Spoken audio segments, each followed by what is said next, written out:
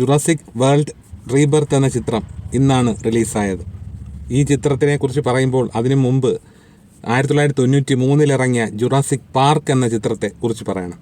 ആ ചിത്രം 1993 ഒരു പരീക്ഷണ ചിത്രം പോലെയാണ് സ്റ്റീവൻ സ്പീൽബർഗ് ഡയറക്റ്റ് ചെയ്ത് നമ്മുടെ മുന്നിൽ കൊണ്ടുവന്നത്. 93 ഏറ്റവും വലിയ ഒരു ഹിറ്റ് ചിത്രങ്ങളിൽ ഒന്നുകൂടിയായിരുന്നു ജുറാസിക് പാർക്ക് എന്ന ചിത്രം. ആ സിനിമയിൽ മൈക്കിൾ ക്രിക്ടൺ 1990 മൈക്കിൾ ക്രിക്ടൺ എഴുതിയ ഒരു നോവൽ, ജുറാസിക് പാർക്ക് എന്ന പേരുള്ള ഒരു നോവലിനെ ബേസ് ചെയ്തുകൊണ്ടാണ് ആ സിനിമ സ്റ്റീവൻ സ്പീൽബർഗ് എടുത്തത്.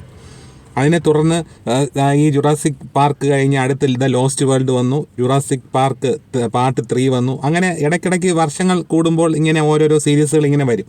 അപ്പോൾ ഇതിങ്ങനെ കടന്ന് വന്നപ്പോൾ ഈ കഥയ്ക്ക് കൂടുതൽ പ്രാധാന്യവും ഈ ഡൈനോസറുകളെ കാണിക്കുന്നത് വളരെ കുറഞ്ഞു വരുന്ന ഒരു അവസ്ഥയിലേക്കാണ് പിന്നെ പൊയ്ക്കൊണ്ടിരുന്നത്. അപ്പോൾ അതായത് അവർക്ക് മനസ്സിലായി ജുറാസിക് വേൾഡ് അല്ലെങ്കിൽ ജുറാസിക് പാർക്ക് എന്നൊക്കെ സിനിമയ്ക്ക് പേരിട്ട് കഴിഞ്ഞാൽ ഈ സിനിമ കാണാൻ ഒരുവിധമുള്ള എല്ലാ ആളുകളും പിള്ളേരുമായിട്ടൊക്കെ വരും എന്നുള്ളത് അവർക്ക് മനസ്സിലായി.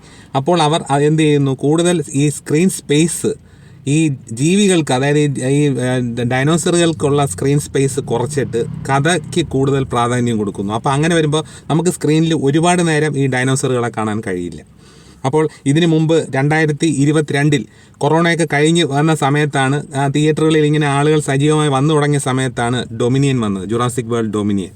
അതും 3D തന്നെയായിരുന്നു, ഞാൻ തിയേറ്ററിൽ പോയി കണ്ടു.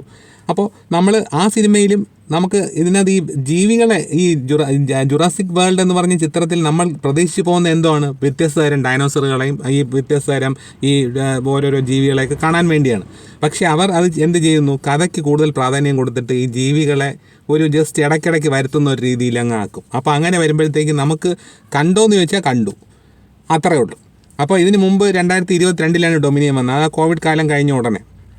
അപ്പോൾ അതിന് ശേഷം 22 ശേഷം എന്താ ഇപ്പോൾ 25 വരുന്നത്.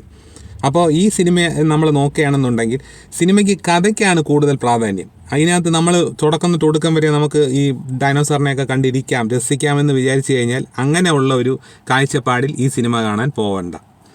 ഐറിസ് പ്ലക്സിൻ്റെ പ്രത്യേകത എന്ന് പറഞ്ഞാൽ നല്ല സൗണ്ട് ക്വാളിറ്റിയും അതുപോലെ പിക്ചർ ക്വാളിറ്റിയും ഒക്കെ ഒത്ത് വലിയ സ്ക്രീനും ഒക്കെ ആകുമ്പോൾ നമുക്ക് അത് ആസ്വദിക്കാൻ കഴിയുന്ന തരത്തിലുള്ള ഒരു രീതിയിലാണ് അവിടുത്തെ സിനിമ പ്രൊജക്ഷൻ.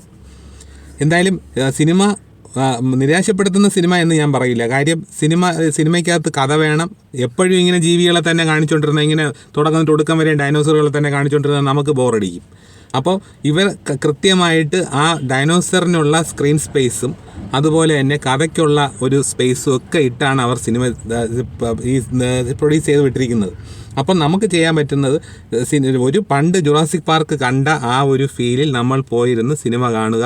കുറച്ച് ജീവികളെയൊക്കെ കാണിക്കുന്നുണ്ട്, ഈ ഡൈനോസറുകളെയൊക്കെ.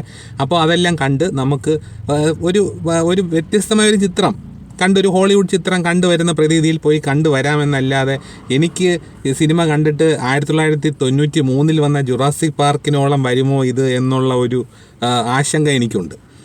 കാര്യം ആ 1993 ജുറാസിക് പാർക്ക് വന്നതിനെ തുടർന്ന് ഇതുപോലുള്ള ഒരു സിനിമ എപ്പോൾ വരും എന്ന് പറഞ്ഞ് ആ സിനിമകൾ കോളേജിൽ പഠിക്കുന്ന സമയത്ത് ആ സിനിമകൾ കണ്ട് ആ സിനിമ സീരീസിൻ്റെ, അതായത് ജുറാസിക് സീരീസിൻ്റെ ഒരു അടിമയായി പോകുന്ന ആൾക്കാരാണ് കൂടുതലും നമ്മളെല്ലാവരും.